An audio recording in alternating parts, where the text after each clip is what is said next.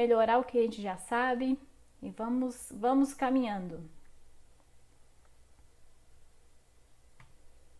Então vamos iniciar, né, o nosso encontro de hoje. Eu mandei para vocês o material, quem não recebeu depois pode me mandar um e-mail ali que a gente olha direitinho, quem não recebeu o material da aula passada. Hoje nós vamos falar sobre, eu acrescentei esse ponto de convenção, porque eu falei muito sobre convenção no encontro passado, eu achei interessante eu trazer para vocês algumas informações da convenção coletiva, só para vocês visualizarem, para quem não tem aí o acesso com convenção coletiva para poder visualizar. Falaremos dos contratos e dos acordos e da jornada de trabalho. Se vocês observaram hoje, a minha fotinha está um pouquinho menor, nós teremos sim cálculo, então para quem está esperando cálculo aí, nós teremos cálculos hoje. Para você que é novo aqui, que está assistindo a primeira vez, seja muito bem-vindo também. Eu me chamo Jéssica Camila, eu sou contadora, sou pós-graduada em Direito Trabalhista e Previdenciário, estou na minha transição de carreira para a perícia trabalhista. E se vocês quiserem conhecer um pouquinho mais de mim, eu também estou lá no Instagram como Perita Jéssica, tá? Bem facinho de achar, lá vocês conseguem ver um pouquinho mais sobre mim, certo? Então, vamos só recordar o que nós falamos na aula passada, que foi com relação à hierarquia da legislação trabalhista, né? Primeiro ali a gente sabe que nós aprendemos que em primeiro lugar ali, quem manda nas demais é a Constituição Federal, abaixo dela vem ali a CLT, depois vem a Convenção Coletiva. Então, sempre em prol de melhorar o que já está na Convenção Coletiva, então, sempre em prol de melhorar o que já está, o que as superiores prevêem, né? Então, se a Constituição prevê, tem alguma previsão, as de baixo, a previsão de duração é de 1 hora, tá bom? Então vamos lá. Convenção coletiva que nós falamos ontem, nós falamos anteontem. Eu falei com vocês a respeito do valor dos salários, né, que as convenções estipulam superior ao piso da categoria, ao piso nacional. Então eu trouxe só um exemplo para vocês verem aqui, que essa convenção aqui eu peguei da FEComércio aqui de Belo Horizonte, mas aí cada convenção terá as suas, como nós vimos na aula anterior. Aqui nessa convenção, gente, o que eu queria trazer para vocês, chamar a atenção, é com relação à data base. Olha só, aqui está escrito 1º de março de 2020. Para quem não tem muito, que não mexe muito com essa parte de convenção, para trabalhador que não conhece muito essa parte, é muito importante vocês saberem qual que é a data base da convenção coletiva de vocês. Porque é com base nessa data base é que vocês terão um reajuste. Então vamos supor assim que a sua convenção coletiva tem essa mesma data base que essa daqui que eu estou demonstrando, 1º de março. 1º de março de 2020 para frente, você está sendo contemplado com o que está na convenção coletiva, então ela vai ser retroativo a março. Desculpa a minha falha aí com o calendário, tá? Então, o que mais fala essa convenção? Aqui ela estipulou quais os cargos que terão um salário diferente, tá vendo? Aqui vai ter o office boy, teve a faxineira. Então, aqui ele estipulou qual que é o valor do salário dessas pessoas nestes cargos. E aqui foi o que eu falei para vocês, os vendedores, os balconistas também tem um valor de salário diferenciado, tá? Vamos lá. O que mais traz essa convenção que eu achei importante mostrar para vocês se instigarem aí a procurar saber o que traz da convenção de vocês.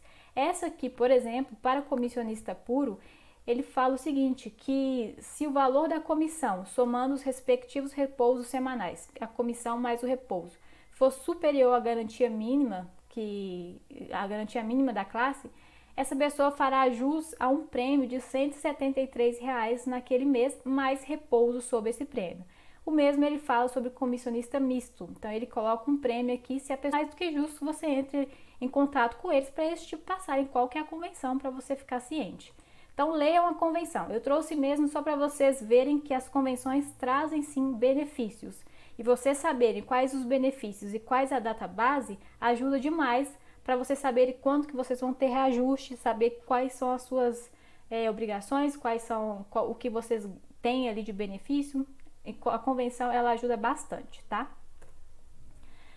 Então, eu trouxe também o contrato de trabalho, gente. Por que eu trouxe o contrato de trabalho? Porque ninguém lê contrato de trabalho. A pessoa, quando entra na empresa, quando ela está sendo admitida, ela não costuma ler o contrato de trabalho com a visão que ele deveria ter, né, para ler realmente um contrato. Você está assinando ali um contrato sem tempo determinado. A maioria das vezes não tem um tempo para finalizar. Então é muito importante que você leia e entenda o que está falando o seu contrato de trabalho, tá? Então vamos só recordar uma coisinha. Eu falei para vocês que da hierarquia, Constituição Federal, CLT, Convenção coletiva, e antes ali do contrato de trabalho e entre a convenção coletiva e o contrato de trabalho, nós temos o regulamento interno, os regulamentos internos das empresas. Eles também podem trazer alguns benefícios que na convenção coletiva não possui. Então, tudo isso sempre lembrando que tem que melhorar, não pode piorar. Se melhorando, você vai seguir o que é mais benéfico de todas essas possibilidades que nós temos aí de contratos, de acordos, tá? E o contrato de trabalho, o que é o contrato de trabalho? É o que você assina quando você entra na empresa. Você entrou na empresa, antes de você ser admitido, né, no dia, na verdade, que você é admitido, você tem que assinar um contrato com algumas cláusulas. Nessas cláusulas, o que terá nessas cláusulas? Precisa ter essas cláusulas. O seu salário, qual que é a sua carga horária, e quais os artigos ali que você precisa tomar cuidado. Eu vou falar um pouquinho sobre eles, que tem alguns artigos que eles são assim, as pessoas não entendem dos artigos, mas precisariam entender desses artigos, sabe? Porque eles podem sim afetar muito na sua relação de emprego, tá? Então ali em cima, o primeiro, no item número 1 ali do contrato, está escrito qual que é a função da pessoa. Por que é importante eu saber qual que é a minha função? Qual que é a função que eu vou exercer dentro da empresa? Para saber, gente, futuramente, se você está exercendo realmente a função que você assinou seu contrato. Daqui a pouco está escrito que você é servente e você exerce uma função completamente diferente. E talvez essa função, como nós vimos na convenção coletiva, pode ser que estipule um salário superior ao que você está recebendo.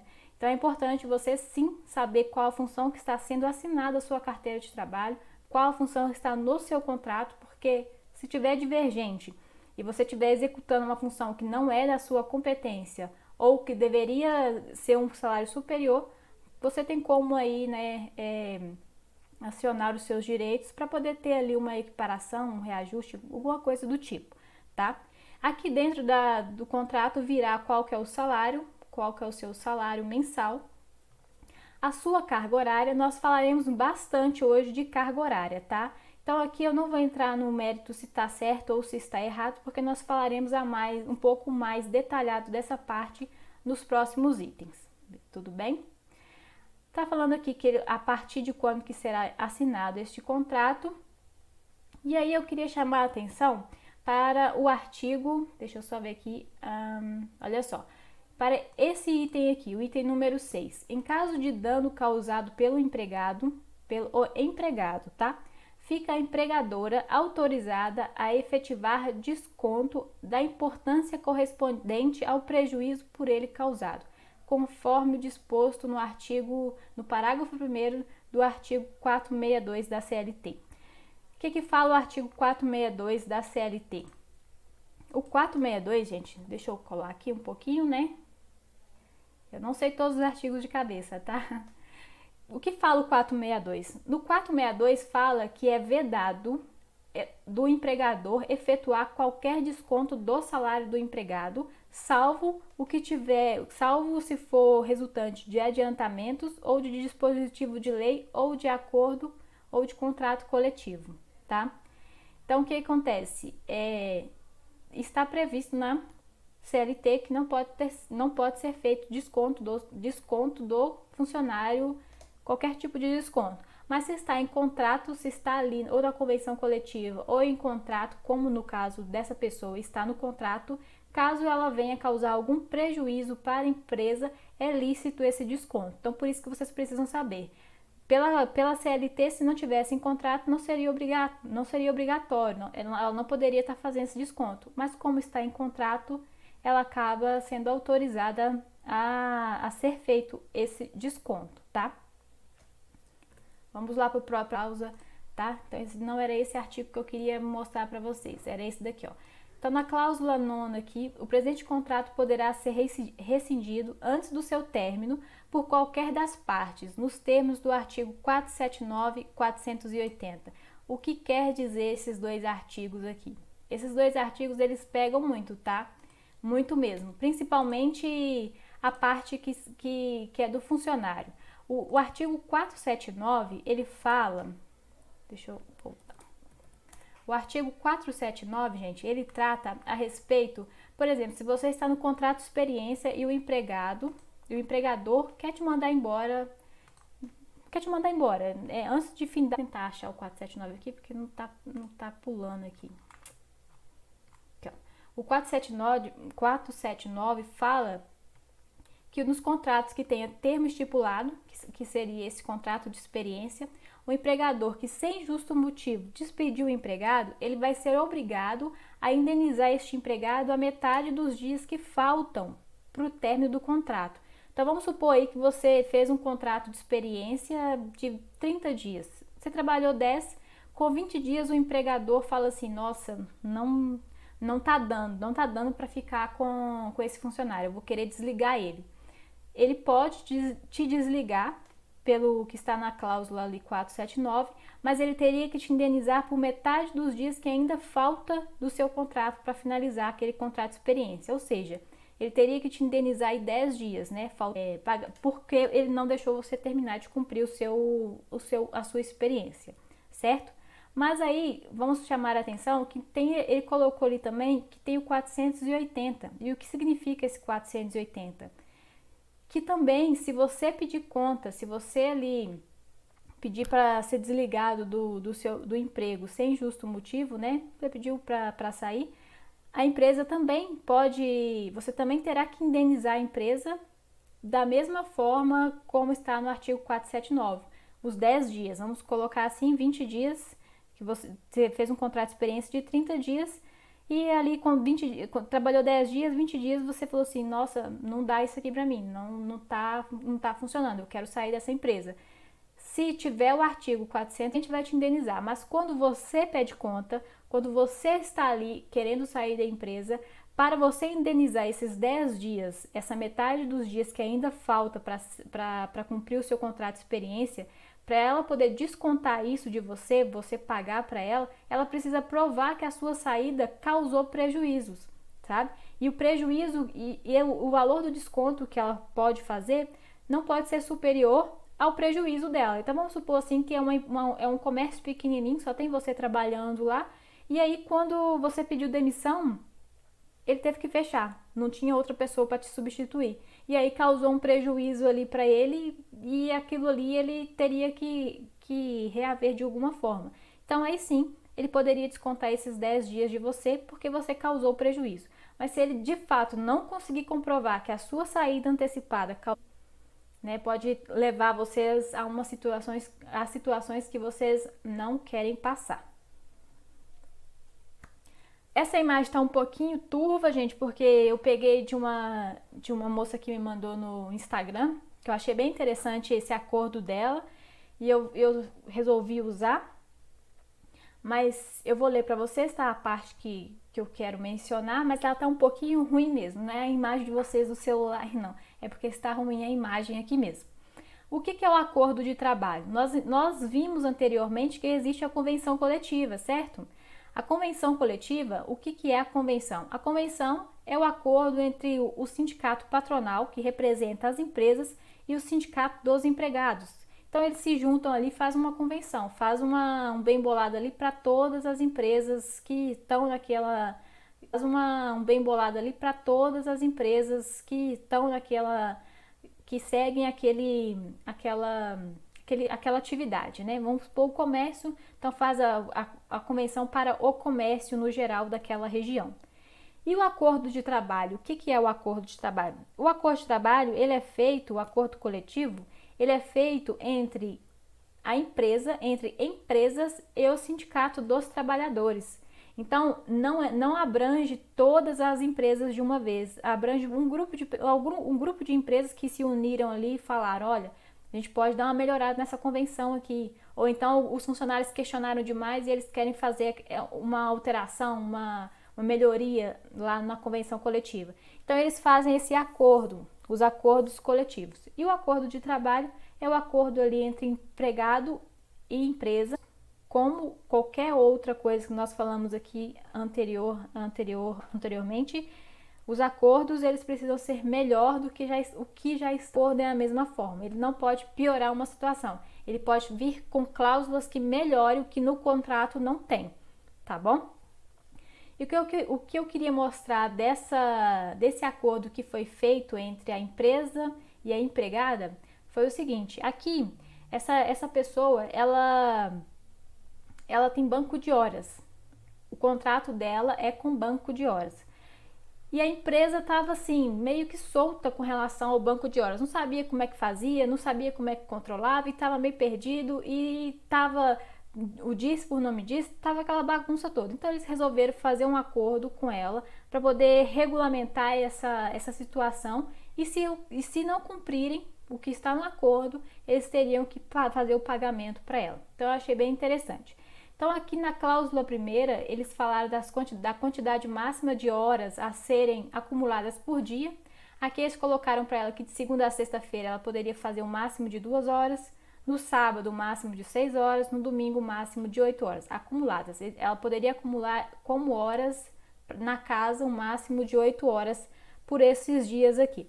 Provavelmente esse acordo foi feito com a ajuda do sindicato também para aprovar algumas cláusulas, tá? Não são todas as cláusulas que foram feitas direto só entre empresa e empregado, tá? Pode ter algumas cláusulas que tenha necessidade de incluir o sindicato nelas. A cláusula segunda, o prazo para compensação das horas acumuladas. Olha que interessante o que eles fizeram aqui. A compensação das horas acumuladas será de 180 dias, contados a partir da data do trabalho extraordinário, de acordo com o artigo 59 lá da CLT. Ou seja, o que eles querem dizer? Eles têm 6 meses para poder compensar essas horas que ela fez. E caso não compense, as horas serão pagas em dinheiro para ela, como um acréscimo legal ali de pelo menos 50%. Então, eles já estipularam. A própria CLT já tem isso lá no próprio artigo 59, com relação o banco de hora tem que ser compensado dentro dos 6 meses, né? Mas eles resolveram colocar isso num contrato, num acordo específico com ela, para ficar mais claro. Ele fala um pouquinho mais sobre essa compensação ser dentro dos 6 meses. E aqui embaixo, olha só, da falta de compensação dentro do prazo estipulado e em caso de rescisão contratual. Eles colocaram essa cláusula aqui que eu achei muito bacana. Por quê? Porque nós temos que pensar, né, pra frente. Se essa pessoa sai no meio do caminho aí, nem gozou das folgas que ela teria direito, como é que vai ficar? E se ela perde conta, como é que vai ficar? Então a empresa colocou isso aqui dentro do acordo para ficar bem claro, bem registrado. O prazo da compensação, sejam elas negativas ou positivas, é de 180 dias a partir da data que ela foi gerada. Até aí tudo bem, ela já tinha falado ali em cima que seria 6 meses para compensar essas horas feitas a mais. Mas em caso de rescisão contratual, havendo crédito das horas, está na minha frente. Enfim, ali está escrito que elas serão pagas com o acréscimo que está previsto lá no artigo 59, ou seja, ela cobra ninguém, acabou, tá? Ninguém cobra ninguém. Agora eu me recordei de uma situação também que me questionaram uma vez, a demissão, gente. Quando existe a demissão e o funcionário está devendo à empresa, não existe você sair da empresa e ter que pagar a empresa, tá? Se você está devendo mais do que a sua rescisão deu, a empresa vai ficar no prejuízo ali, sua rescisão vai ficar zerada. Mas não existe você ter que voltar na empresa para fazer o pagamento. Prejuízo ali, sua rescisão vai ficar zerada. Mas não existe você ter que voltar na empresa para fazer o pagamento de alguma coisa que você está devendo, tá? Todos os descontos serão feitos no tempo. Estou muito emocionada. Então vamos lá. E aí nós vamos entrar na nossa jornada de trabalho. Eu queria muito chegar nessa parte da jornada porque é uma parte que eu vejo muita dificuldade, eu sinto muita dificuldade nas pessoas com relação à jornada de trabalho. Então eu realmente queria, estava bem ansiosa para chegar na jornada. Então vamos lá, então vamos continuar aqui. O que é essa jornada de trabalho, né, que a gente tanto fala, que eu tanto falo? A jornada de trabalho é o tempo que o colaborador está à disposição da empresa, né, sobre o regime da CLT. Então, esse tempo que o empregado está ali à disposição da empresa para trabalhar é a sua jornada de trabalho, certo? E qual que é a duração dessa jornada de trabalho? Nós vimos lá na nossa Constituição Federal, mas eu vou repetir ela aqui para vocês verem que também está na nossa CLT essa previsão dessa duração de jornada. Para os empregados em qualquer atividade privada, não excederá de 8 horas diárias. Vocês lembram disso que eu falei, nós falamos na aula anterior? Salvo se houver acordo ou convenção coletiva de trabalho para compensação de horário, observando-se o limite de 44 horas semanais e 220 horas mensais. E ali eu citei o artigo 58 da CLT, que fala exatamente sobre isso, e o artigo 7º lá da Constituição Federal, que nós passamos por ele na aula anterior. E como é que é definido esse horário de trabalho? O horário de trabalho será definido entre o empregado e o empregador. Na onde que será definido isso? No contrato. Nós vimos a cláusula lá que traz no contrato de trabalho qual será ali no YouTube e vou cortar algumas partes também para poder ficar mais resumido, tá bom? Então vamos lá, né? Eu amo cálculo, gente. Então essa parte para mim aqui eu amo. Então vamos lá. Como que eu acho as minhas horas de uma escala? Como que eu acho a hora de uma escala? Jéssica, tá escrito no meu contrato que eu trabalho de 8 às 18 e eu tenho 1 hora de intervalo, mas eu não sei calcular a minha jornada, eu não sei quantas horas que eu faço por dia. Ou então já teve situações de pessoas que até trabalhavam há muito tempo em departamento pessoal, que contavam essas horas de escala no dedo, gente, no dedo, pelo amor de Deus. Ficava contando. Quando são horas redondas, né, 8 horas, 17 horas, 18 horas, é fácil contar no dedo, mas quando tem horas quebradas, é um pandemônio para fazer essa contagem. Então, tem como nós fazermos essa contagem na calculadora de forma bem simples, bem fácil, sem muitos problemas. E eu vou ensinar para vocês nesta hora, tá bom? Então, eu coloquei aqui, né, o cálculo é bem simples, moleza, igual sopinha de lesma, vocês vão ver. Basta eu diminuir a minha saída pela minha entrada e diminuir o meu horário de almoço, que teremos a nossa quantidade de horas trabalhadas no dia. Aí vocês podem falar, entendi nada. Vamos fazer os nossos exemplos aqui, bonitinho. Então eu coloquei aqui, ó, um exemplo. A Maria, ela foi contratada no seguinte horário de trabalho, de segunda a sexta. Importante vocês saberem que dia que começa o seu trabalho e que dia termina, tá bom? Porque nós vamos precisar isso para saber quantas horas semanais e o mensal. Então aqui eu tenho que a Maria trabalha de segunda a sexta, ok? Já peguem a calculadora para vocês visualizarem isso aqui que eu vou passar para vocês. De segunda a sexta, de 8 às 17, tranquilo. Ela trabalha de 8 às 17, com 1 hora de intervalo, de meio-dia às 13. Qual que é a carga diária de Maria? Qual que é a carga diária de Maria? Como que faria esse cálculo? A coisa mais linda da vida, mais fácil. Oh, Deus. Coisa mais fácil da vida, gente. Vamos lá. Eu vou abrir minha calculadora aqui agora. Se vocês estiverem com a calculadora de vocês aí também, vocês abrem. Importante, o horário de almoço não conta na sua jornada, tá? Por isso que vocês precisam saber qual que é o horário de intervalo, porque ele precisa ser o horário de almoço. Por isso que ele não entra na contagem, tá? Então, vamos voltar aqui. Olha só que bacana como que a gente faz essa apuração. Isso aqui serve para qualquer apuração de ponto. Para a sua apuração de ponto diária, para sua apuração de pontos, se você trabalha em contabilidade de algum funcionário, serve para todo mundo, tá? O horário da Maria é de 8 às 17, ok? Ok. Como é que eu faço as contas então? Vocês simplesmente, gente, vocês pegam a saída da Maria, 17, menos a entrada. Vocês fazem o inverso. Ela trabalha 9 horas por dia. Não tem que contar no dedo. Não tem. É só você pegar a saída menos a entrada que você terá as horas trabalhadas no dia. Tá vendo? 9 horas. E aqui eu coloquei, né? O intervalo dela é de 1 hora, mesma coisa. Ela voltou às 13 e saiu do almoço ao meio-dia. Então, ela tem 1 hora. O intervalo é mais fácil, né? Você bate o olho, você já sabe ali que tem 1 hora.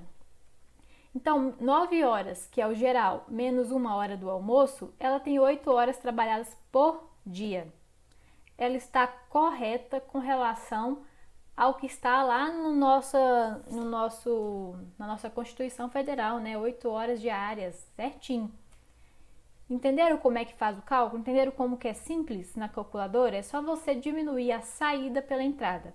Pega aí, faz aí com o seu horário de trabalho, que horas que você sai do seu serviço e que horas que você entra e diminui seu horário de almoço, ok?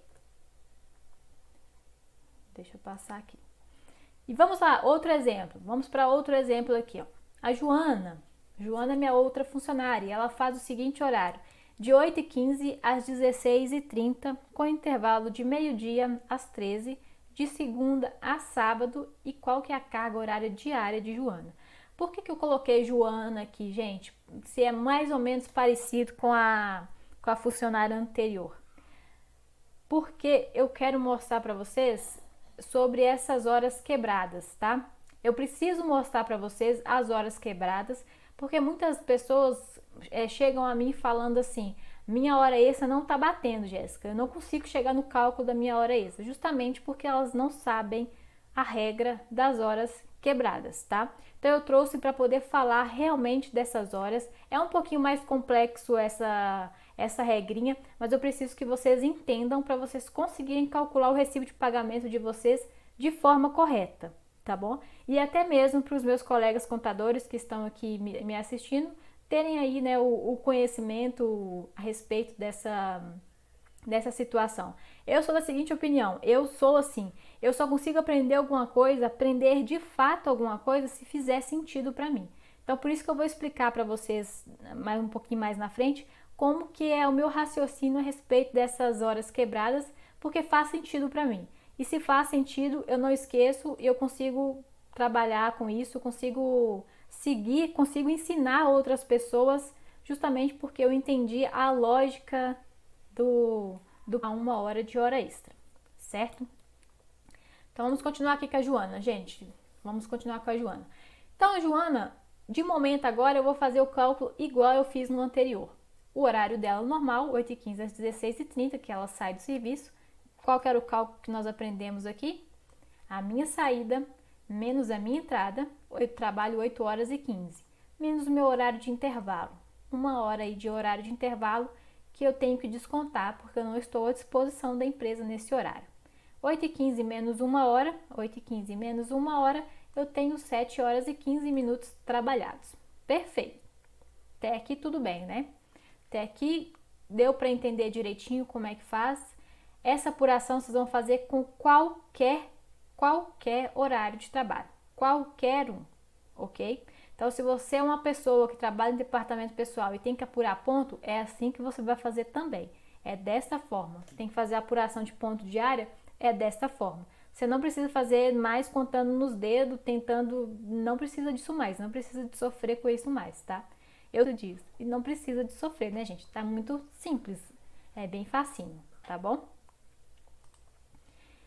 Então, beleza. Então, nós vimos ali como achar nossa hora diária. Foi muito fácil. Não foi fácil? Foi bem facinho, não teve muito segredo. Não teve muito segredo nessa situação. E como que eu vou achar a minha carga por semana e por mês? Lembrando, por que eu preciso achar a minha carga por mês? Para eu saber quanto que eu vou dividir o meu salário, né? Vai chegar no momento que nós vamos falar do nosso salário hora.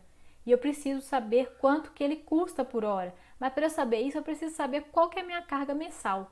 E até mesmo eu preciso saber, para eu saber se eu fiz hora extra, entendem? Então vocês precisam saber disso daqui.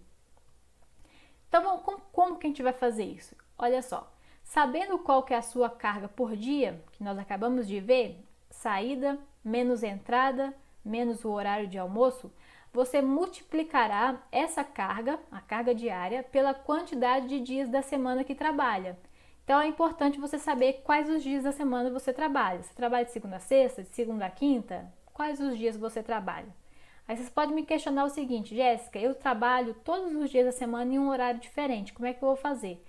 Você vai ter que fazer aquele cálculo que nós fizemos anteriormente para cada dia da semana. Não tem como você fazer um geral igual nós fizemos ali. Você vai ter que fazer para cada dia da semana e depois somar esses horários. Não tem como nós fazermos de outra forma, senão por essa, tá? Mas vamos supor que você trabalha igual a Maria ali, de segunda a sexta, nesse horário. Como é que você faria o seu cálculo pela semana e pelo mês, tá? Como é que seria? Então aqui eu coloquei que é multiplicar a carga diária pela quantidade da semana, pela quantidade de dias da semana que você trabalha, e aí você vai encontrar a sua carga semanal.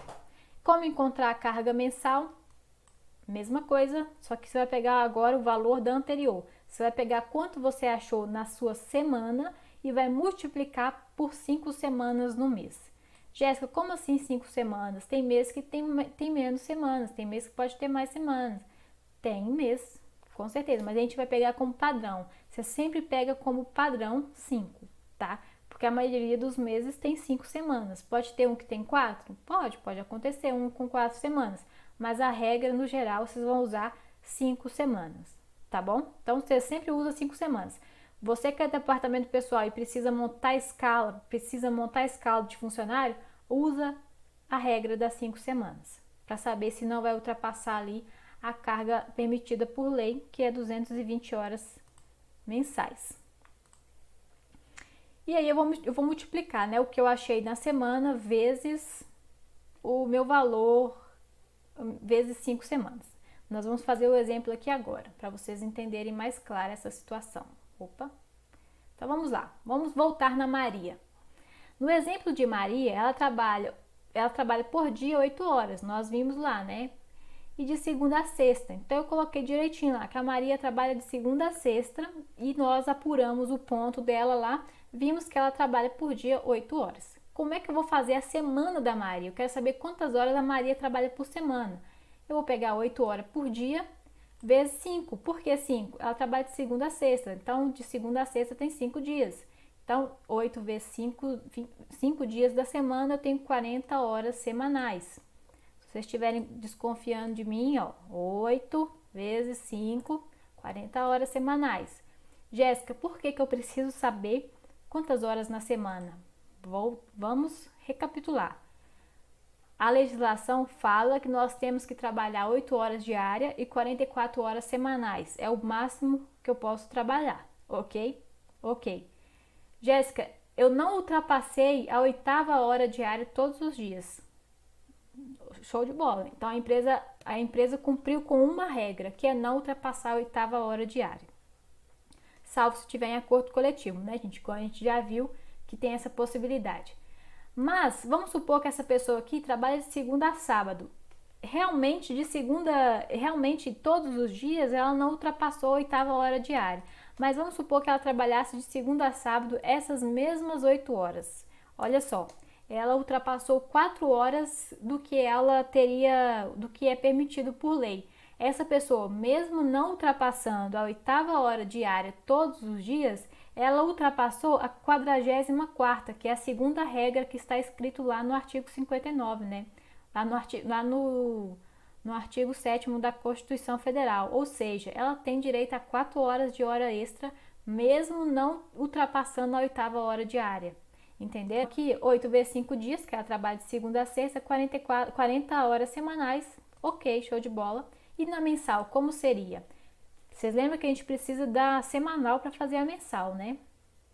A mensal, ela pegaria as 40 horas que ela achou anteriormente, vezes 5 semanas, que a gente colocou como padrão, né? 200 horas mensais que essa pessoa trabalha. 40 vezes 5 semanas, 200 horas mensais. E agora vamos lá na Joana. A Joana ela vai dar um trabalhinho para nós.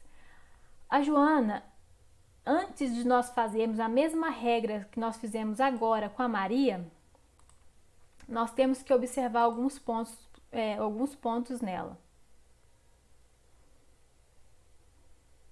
Alguns pontos. Eu já leio o chat, tá bom? Então vamos lá na Joana. Antes de multiplicarmos as horas por dia pelos dias da semana e pelas semanas, precisamos entender sobre conversão de horas. Eu falei com vocês que nós iríamos entrar em cálculo, né? Então é este momento agora que nós vamos entrar nesta parte de cálculo. O que é a conversão de horas? É transformar os minutos do relógio em centésimos. Dessa forma, podemos usar na calculadora. Por quê, gente? A calculadora, nossa calculadora normal, ela não transforma a hora em dinheiro. Ela não transforma a hora em centésimo. Ela não transforma a hora em algo que eu posso transformar em dinheiro. Se eu faço isso na calculadora, faço isso com os minutos, eles ficaram errados. Eu preciso transformar os minutos em centésimos para eu conseguir dar valor a esses minutos, tá? Eu vou mostrar para vocês com mais clareza. Então, aqui, ó, o primeiro passo para identificarmos uma jornada de trabalho é entendermos que existe diferença entre horas centesimais, que vão de 1 a 100 e são utilizadas para efeitos da remuneração, e horas sexagesimais, que são chamadas horas relógio, que vão de 1 a 60 e são aquelas efetivamente anotadas no contra-cheque de vocês. O que eu quero dizer com isso? Eu só consigo remunerar minutos se eu transformá-los em centésimos. Eu só consigo colocar minutos em dinheiro se eu transformar em centésimos. E eu só consigo, e no contra-cheque de vocês não vai estar em centésimos, vai estar em hora relógio. O que é hora relógio? Se você fez 1 hora e 20 minutos de hora extra, no contra-cheque de vocês estará lá 1 hora e 20. Mas o cálculo não será 1 hora e 20, será 1,33. Por quê? Porque eu não posso multiplicar minutos direto com o dinheiro ali, porque não vai dar certo. Como é que vocês me sinalizem aí se tá tudo ok, se vocês estão entendendo tudo certinho. Olha só, o sistema sexagesimal é o sistema relógio, 60, 15, 30 é o relógio, isso aqui é o relógio normal. E o sistema centesimal é o sistema que eu uso para remunerar a minha folha, ok? Então, o meu centésimo vai de 1 a 100 e o meu relógio vai de 1 a 60. Horas relógio normal, que vocês conhecem normal, ok? Até aqui. Qual que é o problema da hora relógio? A hora relógio não nos permite um cálculo preciso quando se trata de valores e por isso eu preciso fazer a conversão do sexagésimo para o centésimo. Vamos entender o porquê. Vamos colocar um exemplo aqui, ó. Um empregado trabalhou 1 hora e ganha R$10 por hora. Então, eu trabalhei 1 hora e eu ganho R$10 por hora. Quantos reais que eu vou ganhar no final dessa hora? É bem simples, né? 1 hora vezes 10. Se eu fizer 2 horas, 20. 3 horas, 30. Muito simples. Hora cheia, show de bola. É muito simples de fazer. É um vezes o outro, um vezes o valor da minha hora. Sem muita dúvida. Horas cheias. Agora vamos lá na minha hora quebrada. Vejamos como ficaria esse mesmo cálculo se tratando de minutos. Olha só, o empregado ele trabalhou 30 minutos e ganha R$10 a hora, ok? Da mesma forma que o anterior, só que esse daqui não trabalhou 1 hora, ele trabalhou só 30 minutos. Se nós utilizarmos a mesma forma que nós fizemos o cálculo anterior foi 1 hora vezes 10, R$10. Então, se eu pegar aqui 30 minutos vezes 10, eu vou ter R$3? Isso está certo? Pensa comigo se está certo. Se com 1 hora eu faço R$10, fazendo meia hora eu não tinha que fazer R$5? Não seria a lógica eu fazer a mesma? Se eu fiz metade de 1 hora, eu tenho metade do valor que eu receberia para 1 hora cheia. Entendem? Entendem por que eu não posso usar o minuto? O que o minuto faz com o meu valor? Ele abate no que eu realmente tenho a receber. Como que faria o cálculo então, Jéssica, para a gente poder acertar isso daí? Aqui eu chamei a atenção novamente. Vocês concordam que R$10 é o valor de uma hora cheia e 30 minutos é metade de uma hora. Então, teria que ser R$5. Isso é a lógica olhando diretamente aqui esse exemplo. Então, como que vai fazer o cálculo? Nós temos que aplicar a conversão. E como que se aplica a conversão? Dividindo os minutos por 60. Você sempre na folha de pagamento, se tiver minuto, vocês precisam usar em centésimo. Vocês precisam fazer a conversão. Isso é independente do se você é funcionário, se você é empresa, se você é contabilidade. Para o cálculo ficar correto, você precisa transformar minutos em centésimos, ok? Como que eu faço a conversão? Ela fez 30 minutos, então eu vou pegar 30 minutos e vou dividir por 60. 30 dividido por 60.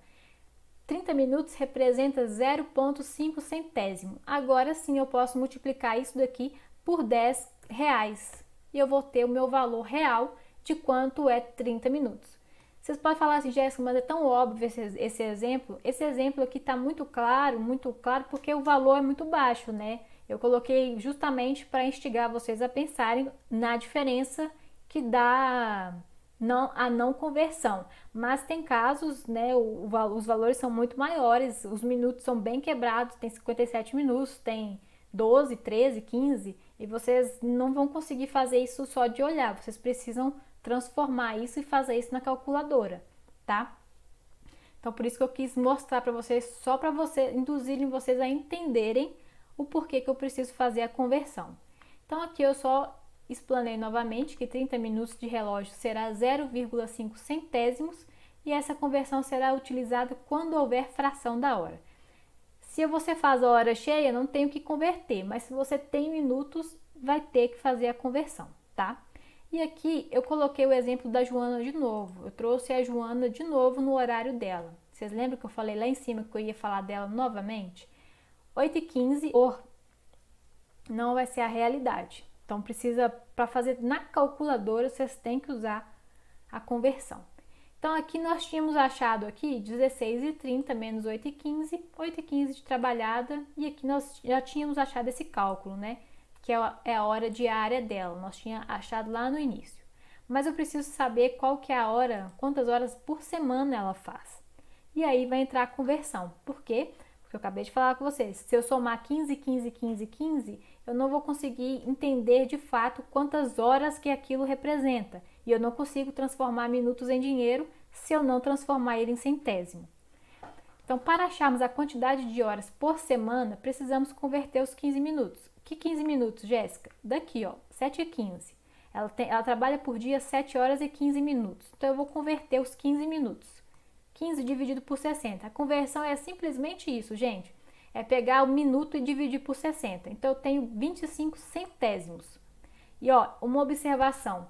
Quando é minutos, eu uso cheio. Eu não estou usando 0,15. Eu uso o minuto cheio. 30 minutos, eu uso 30 dividido por 60. 15 minutos, 15 dividido por 60, ok? 12 minutos, 12 dividido por 60. É sempre cheio. Não tem o zero, nada ali não. É cheio, tá?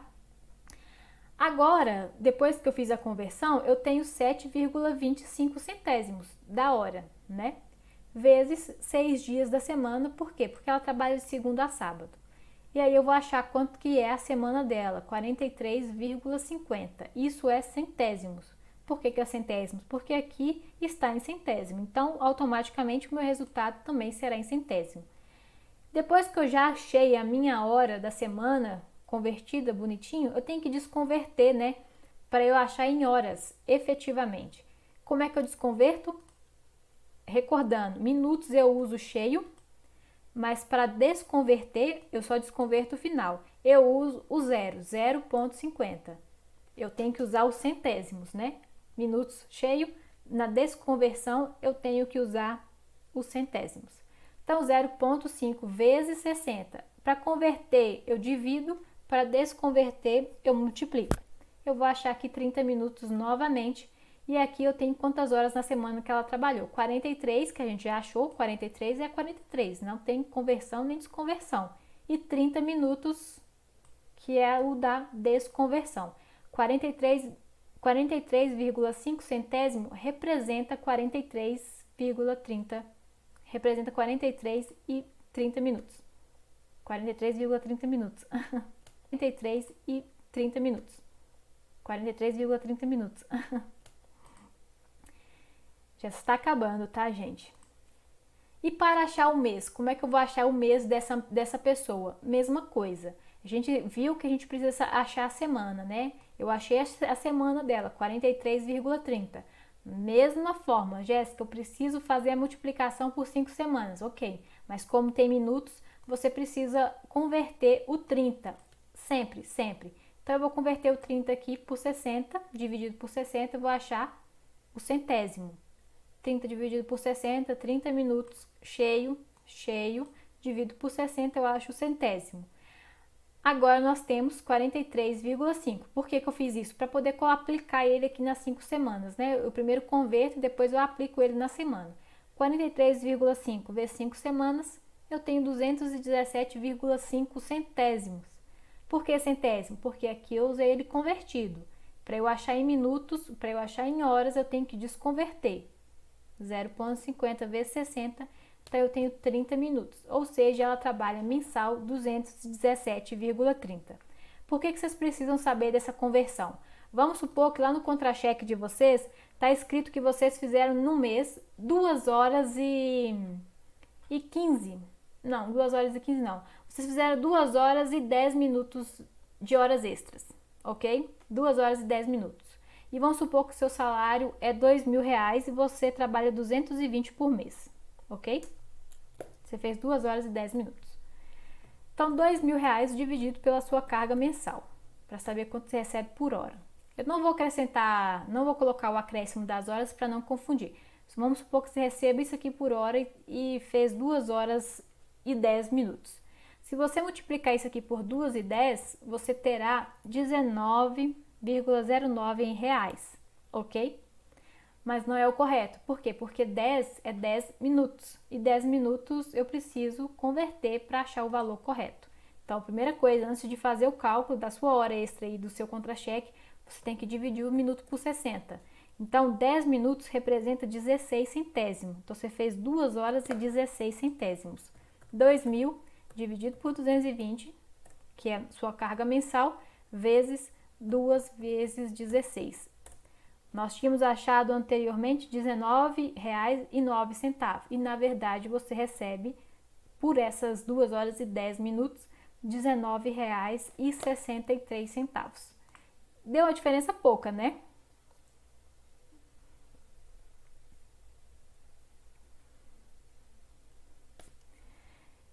Então, com relação à jornada de trabalho que eu tinha para passar para vocês hoje, era isso.